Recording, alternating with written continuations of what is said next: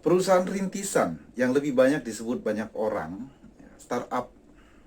Banyak tuh orang yang dengar atau mengucapkan startup, tapi belum banyak orang yang tahu makna dari kata startup yang sebenarnya.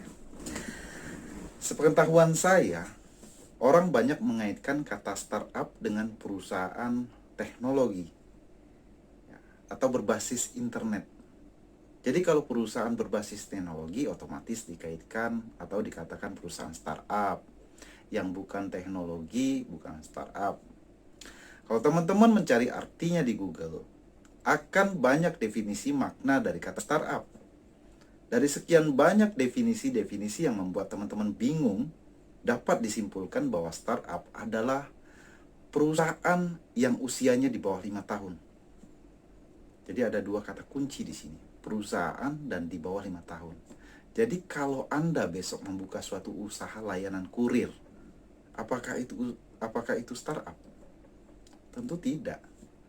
Karena benar Anda sudah membuka suatu usaha tapi belum berbentuk perusahaan. Jasa kurir Anda tergolong startup ketika ia sudah berbentuk perusahaan berbadan hukum. Apakah itu CV, firma, PT. Begitu juga misalnya saat ini Anda punya perusahaan jenis lainnya. Selama belum berbentuk perusahaan, maka tidak termasuk dalam klasifikasi startup atau perusahaan rintisan. Karena perusahaan yang merujuk pada startup itu tidak terbatas pada jenis dan industrinya. Apakah itu perusahaan teknologi, retail, kuliner, jasa, otomotif, dan sebagainya. Tidak tergantung juga pada besaran modal. Apakah perusahaan itu modalnya 10 juta, 100 juta, 100 miliar sekalipun. Selagi entitas itu dalam bentuk perusahaan dan masih di bawah 5 tahun, maka tergolong perusahaan rintisan yang banyak orang menyebutnya adalah startup. Jadi di sini kita semua tahu bahwa perusahaan yang sudah mapan dan besar saat ini dahulunya adalah perusahaan rintisan atau startup. KFC, Ayam Bakar Bung Solo, Pertamina, Bank Mandiri sekalipun, itu dahulunya adalah perusahaan rintisan atau perusahaan startup. Lalu kenapa sih harus perusahaan dan harus di bawah 5 tahun? Kenapa usaha ayam penyet tidak bisa disebut sebagai startup atau perusahaan rintisan? Oke, di dunia ini ada 3 entitas yang bisa menciptakan kekayaan: negara, perusahaan, dan individu. Tapi hanya 2 pihak saja yang lazimnya hanya bisa mampu meningkatkan kekayaan secara berkelanjutan dan menciptakan dampak secara masif, yaitu negara dan perusahaan. Anda mungkin bisa saja punya uang pribadi 100 miliar, tapi ketika Anda wafat, uang atau kekayaan itu akan terlepas dari diri Anda. Namun tidak halnya dengan perusahaan. Misalnya Anda sebagai owner perusahaan, wafat, perusahaan tetap bisa jalan, kekayaannya tetap ada. Jadi di dalam konteks menciptakan kekayaan dan meningkatkan kesejahteraan secara berkelanjutan dan mendistribusikan kepada banyak orang, ya, dan bisa memberikan dampak kepada banyak orang, itu hanya 2 entitas, perusahaan dan negara. Kita nggak bahas negara nih, perusahaan saja. Lalu kenapa harus di bawah 5 tahun? Karena berdasarkan studi, masa paling rentan bagi sebuah perusahaan rintisan atau startup itu adalah 5 tahun pertamanya. Ini adalah masa di mana hidup atau mati sebuah perusahaan rintisan atau startup. Berdasarkan statistik, 90 dari 100 perusahaan rintisan akan tutup, bangkrut, dan mati dalam 5 tahun pertama. 8 diantaranya akan sanggup melewati masa 5 tahun pertama. 2 diantaranya menjadi perusahaan unicorn yang nilai valuasinya langsung meningkat tajam, besar, di atas 1 miliar dolar. Itu kalau mau contohnya itu Gojek. Itu dalam 5 tahun pertama itu memang nilai valuasinya langsung jadi perusahaan besar deh. Nah, terus begini. Kenapa sih istilah startup ini bisa muncul atau perusahaan rintisan ini bisa muncul?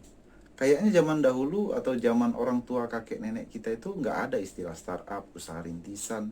Yang mulai usaha aja, mulai dagang aja. Bangun pabrik ya bangun aja, nggak ada istilah startup atau rintisan. Jadi gini teman-teman brodari, distribusi atau kekayaan di dunia ini semakin membaik, cepat, ya, menyebar dengan cepat. Jumlah manusia juga banyak, yang punya modal juga sekarang lebih banyak lah. Sangat jauh berbeda pada zaman dahulu, era 70-an, 80-an, itu zaman orang tua kita itu sangat jauh berbeda. Terjadinya distribusi kekayaan atau distribusi uang yang cepat ini, ya, memungkinkan perusahaan-perusahaan baru bermunculan. Coba kita lihat, nggak usah perusahaan deh. Teman-teman kita yang SD, yang SMP sekarang sudah usianya di atas 35 tahun, itu paling enggak mereka sekarang sudah memulai suatu usaha. Minimal jualan online di medsos. Karena sekarang itu uang itu semakin cepat beredar dapat ke tangan kita, terus kita juga makin mudah memulai sesuatu usaha dengan uang yang peredarannya sampai ke kita karena kita kerja, karena kita apa kayak gitu. Ya. Jadi di mana sebuah usaha bisa didirikan dan dilakukan dengan modal yang relatif lebih kecil, namun mampu bisa menciptakan keuntungan yang lebih cepat. Dengan makin banyaknya wirausahawan juga, maka di suatu tempat, suatu wilayah, negara, bahkan dunia ini bisa lebih baik. Lapangan kerja dibuka, kreativitas usaha meningkat, produk lebih inovatif, pergerakan jasa dan barang makin cepat. Meski demikian, tantangan usaha itu juga meningkat, terutama karena makin ketatnya persaingan dan disrupsi teknologi. Ya. Kalau dulu orang tua kita buka usaha warung kelontong, itu bisa 10, 15, 20 tahun bahkan. Usaha warung kelontongnya itu masih bisa jalan. Coba kalau sekarang, hari ini kita buka warung, 2 bulan lagi di depan rumah usaha kita itu, warung kita bisa buka minimarket yang sejenis ya. Jadi persaingan semakin cepat juga, semakin ketat juga. Nah, jadi startup atau perusahaan rintisan sebagai sebuah klasifikasi baru dalam dunia kewirausahaan ini muncul karena lahirnya kesadaran bersama bahwa diperlukan perhatian dan perlakuan khusus bagi wirausahawan atau perusahaan baru. Di satu sisi, kemunculan usaha atau perusahaan baru akan membuat dunia makin bergairah. Kemunculan usaha atau perusahaan baru dirayakan dengan positif. Di sisi lain, perusahaan baru tersebut atau usaha baru tersebut menghadapi risiko tutup, risiko rugi, ya, risiko bangkrut yang begitu cepat. Perhatian dan perlakuan ini melahirkan banyak bentuk, misalnya lebih sistematik dalam mendirikan sebuah usaha atau perusahaan, seperti validasi produk market fit, metodologi spring, marketing, iklan, copywriting. Zaman dulu istilah-istilah ini nggak ada, itu zaman kakek nenek kita. Nah, kemudian munculnya juga venture capital atau pemodal ventura yang memberikan investasi atau modal di perusahaan startup. Sampai ada kompetisinya itu. Perusahaan yang baru muncul, siapa yang terbaik, itu kita langsung modalin. Nah, mungkin teman-teman juga sudah atau sedang menjalani sebuah usaha, atau sedang merintis usaha berbentuk perseroan, atau sedang mau membentuk sebuah perusahaan. Hanya merujuk kepada entitas perusahaan, maka video-video Brodari ke depan akan mengulas tentang cara mendirikan perusahaan rintisan atau perusahaan startup.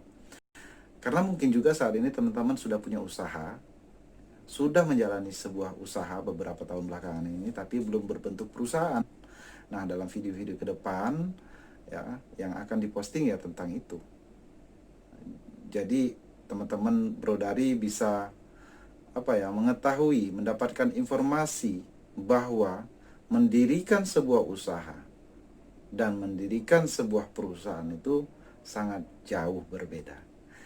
Nantikan video Brodari berikutnya di minggu depan di hari yang sama, hari Selasa pagi.